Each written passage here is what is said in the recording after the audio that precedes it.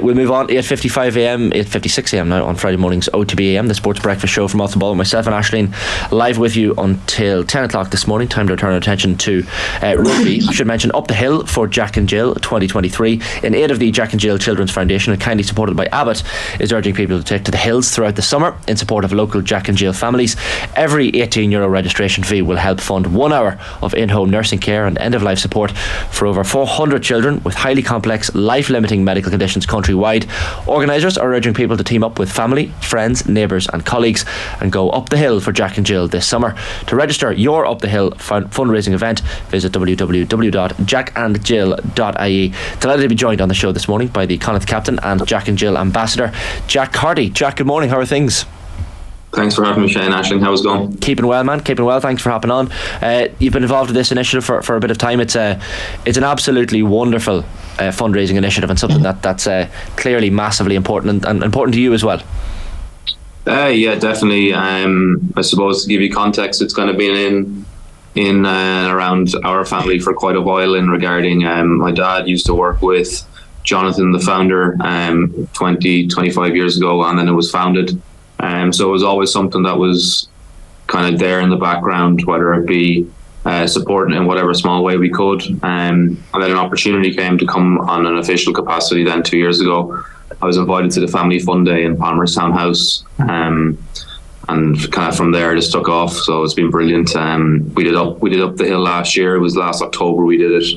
It was actually after I think it was after the Munster game, after we came back from South Africa. So I was in the depths of the Galway winter or Galway autumn. So we'd won the night before, and myself and a couple of the teammates and family did it, and we woke up and it was kind of your typical Galway weather. So it's great. They've moved it now, I think, to more of the summer months and the coming months in front of us. So I'm looking forward to doing it on a nice sunny day. I think it's the 9th annual up the hill for Jack and Jill being organised, and they're hoping to raise €75,000 as well for these vital services for more than 400 families nationwide. That apparently is the equivalent of over 4,000 hours of in-home nursing care and respite support. So I guess it just goes to show you, Jack, that the money here clearly goes a long way. Yeah, definitely. At the launch, the other day we were up in St. Stephen's Green in Dublin. I had the privilege to meet Grayson, who's a child who's availing of the services with Jack and Jill, and I was just speaking to his mother, and she was like, he on the way to St. Stephen's Green that morning, he had 2 seizures, and she kind of spoke to us about, I suppose, what Jack and Jill means to her. The fact that, as he spoke about there, them couple of hours that she can get, whether it be to get an extra couple of hours sleep, whether it be to go and get her nails done, her hair done. It's kind of them small little things in terms of the breathing space she gets that allows her to, I suppose, to be at her best for Grace. And so, yeah, it's been a massive honour to be involved, and I'm looking forward to continuing and helping in any capacity I can. And Jack, how do people get involved? Can it be any hill, any mountain? Is it up to yourself? Yeah, Anton, there's nothing too big or too small. I suppose if there's anyone in the Galway area when we're going to do it, I'll probably set something up on Twitter or Instagram the next couple of weeks, and hopefully we can get a good number of people out. If it's someone, it could even just be a walk. I know there's a man in Loughrea this weekend. He's pushing a hospital trolley 30 kilometres to raise awareness as well. So I know there's some children building kind of bun hills as well. So the more innovative it is, the more kind of outside of the box it is, I think, is anything to do with it that it helps would be great. So what was the hill after you played Munster like? We did Diamond Hill out in Galway. Fair play. So how far is that? Pardon? How far is that? It's about an hour's drive out, and then when we got there, it was about an hour up. An hour and a half up, an hour but down. So actually it wasn't too taxing. The year before when I kind of came involved, foolishly I'd left it to kind of the last few weekends in October, and again it was the day after we played Scarlets and didn't do any planning. So I'd highly recommend that people will plan. So I was driving out to Connemara and I was like trying to find the hill, so I just parked on the side of the road and then hopped the fence and ended up being up to my knees in bog. So I think if anyone is planning on doing something to the equivalent of that, I think planning and obviously going with a good couple of people, don't do what I did. bring the wellies as well. Yeah. Judging by that story. The waiters. The waiters, yeah. How do you feel about the season now, Jack, that it's all done and dusted? I guess I'm thinking back immediately to Connacht's season, and you think of the famous win against Ulster up in Kingspan Stadium in Belfast, and your 15 points from the boot that day to seal a very famous win. Is that one of the highlights of the season, or how do you reflect generally on the season? Yeah, I think so. Look, I think after we played in South Africa, I think there was a massive level of disappointment. I think it was an opportunity that we had missed, and I think that was the general consensus amongst the group. I think what the Ulster game has given us is that confidence in knockout games. There was quite a few up until that point where we hadn't got over the line, and to get over the line, albeit not being at our best, when we actually played up in Ravenhill, it's a massive shot in the arm for us starting this year. We started back on Monday, so we're back in the thick of it already. And yeah, great to welcome a couple of new faces in also. There was a smirk on your face there when you said we're back on last Monday. Like I imagine that smirk doesn't convey your true feelings about being back, but this time of year I'd imagine is fairly tough pre-season, usually not enjoyable.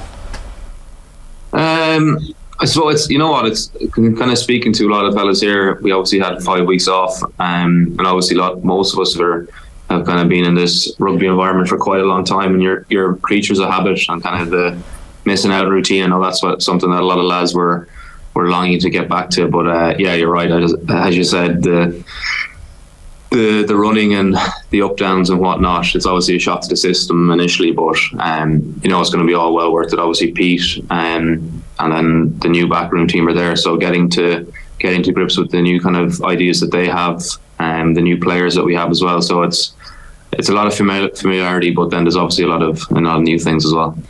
Yeah, it's probably something a little bit different is not having Andy Friend around anymore. Obviously 5 years there, and you had quite a close relationship with him. What's it like to not have him there anymore? Yeah, I was actually only speaking to him. I sent him a text when we started back on Monday, and I was just like, look, we're starting on another journey. I hope you're enjoying yours. I think he sent me, I think it was in Switzerland or Austria there was a picture of the side of a lake. So he's having a great old time regardless. But yeah, obviously there's the coaching side of it and the mentor side of it that Andy provided to us, but also the friendship. When he left, I went out for a meal with him and his wife Carty, and you're lucky enough to come across different personalities when you're playing rugby. And there's obviously some people, you're not going to be able to keep in contact with everyone, but Friendy's definitely one of the people that the majority of us will stay in contact with, whether that be when we go down to Australia and meet him, or when he kind of comes back. He's due to come back in November, so it'll be great to catch up with him again. He seems to have changed the attitude around Connacht as well, Jack. Like even just his connection with the fans and players as well. But I know he would have taken these out to different camps in Ballina and Gorton across the province as well. So it wasn't just a Galway focus. It was very much a connect with, Connacht fans across the province as well, which was great to see. Yeah, well, definitely. I think it's across the wall for me there. It's about like representing. I know some people from outside of Connacht may kind of see Connacht is, I suppose, a Galway club, but we're very proud of representing all the counties. We've for our like mini groups now this season, we obviously split the group into six, so we've the 5 counties, and then we made the Gaeltacht as our 6. So we're planning on doing a jersey day. So we've been trying to get through to Roscommon GAA to get 10 Roscommon jerseys. So hopefully I'll get them in the next few weeks for us to train with. But yeah, it's all about connection with the province, the fans, the people we represent, and I suppose it's not a thing that can be overlooked lightly. It's something that you have to continually invest in, continually look to grow. On Monday we had the kids from Galway Bay Rugby Club. They came in and presented us with our kit, which you can see that there's a massive bonus on it. Usually these things might in other places be done kind of as token gestures, whereas here we're really trying to connect with our fans and connect with our province. should have played bingo. How long does it take Roscommon man to bring up Roscommon GAA? It didn't take too long. We got maybe in the first time. It was done.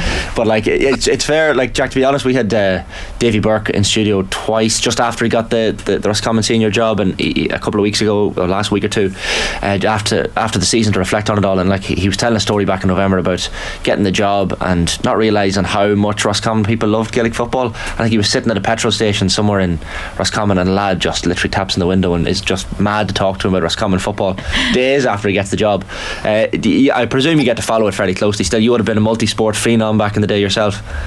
Yeah, I remember my club team, St. Bridget's, were playing in an All-Ireland final a good couple of years ago, and we were up in Croke Park, and they'd won, and I was walking out delighted, and I remember someone came up to me and he goes, "I bet you wish you played the Gaelic football now." But yeah, it is massively tribal. Like we have here in Connacht, myself, Niall Murray and Darren Murray, we're all from the same Gaelic football club.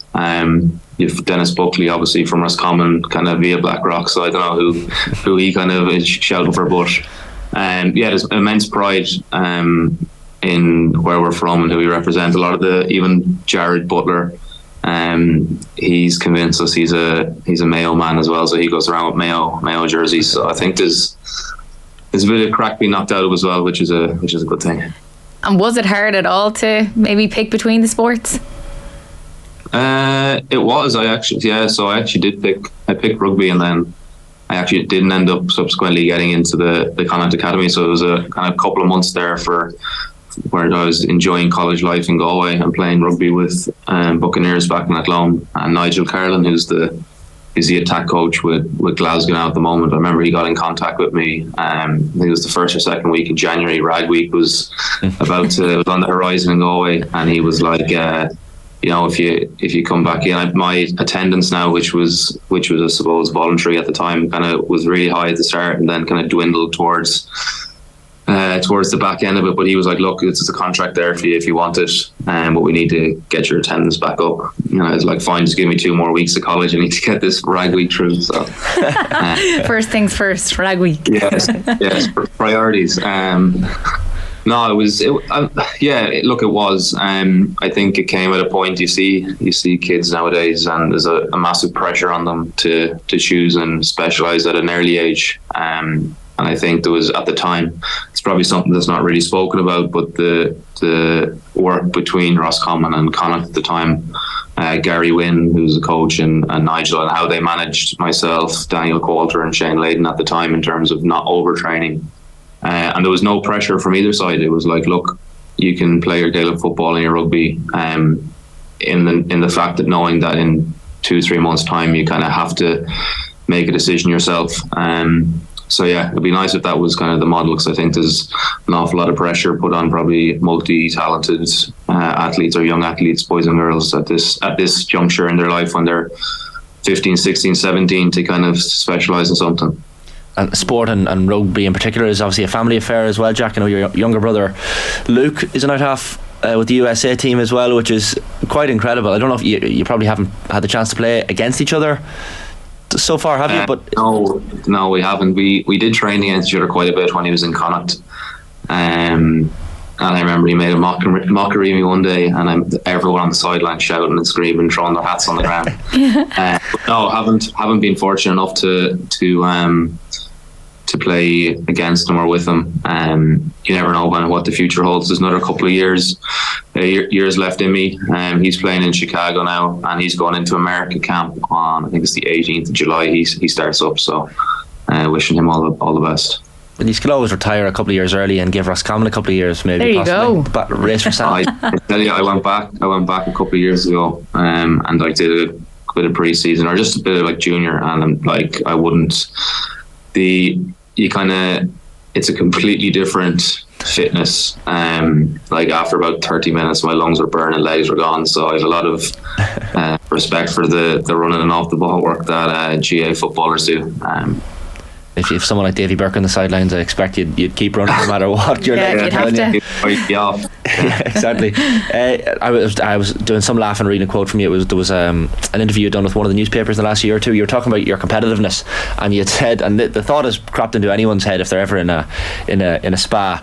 If I get into a sauna and there's someone already in there, I will want to stay in longer. So that kind of summed up your mentality to me. Like I remember I got a bit of slagging for this. So right. It would pop in. I don't know. Other people said it happens to them as well. And I came out of it with Tom Farrell one day. He was like, "Where were you?" And I was like, "Oh, I didn't want to leave before the fella who'd got in." So I don't do it every time, but it happens at random times. I'm like, right now, I'll wait till that person finishes, then I'll get out. But that person then must have been doing what I was doing. So no one was budging. What happened? Yeah. To me, it's like two well done steaks coming out of the steam room. Yeah, literally. But I kind of understand where you're coming from, because if you get into a sauna or steam room and someone comes in just after you, you're like, well, I can't leave before them. Yeah, no, it's so true. Like, I never thought of it until you've actually mentioned it. I'm like, oh my god, yeah.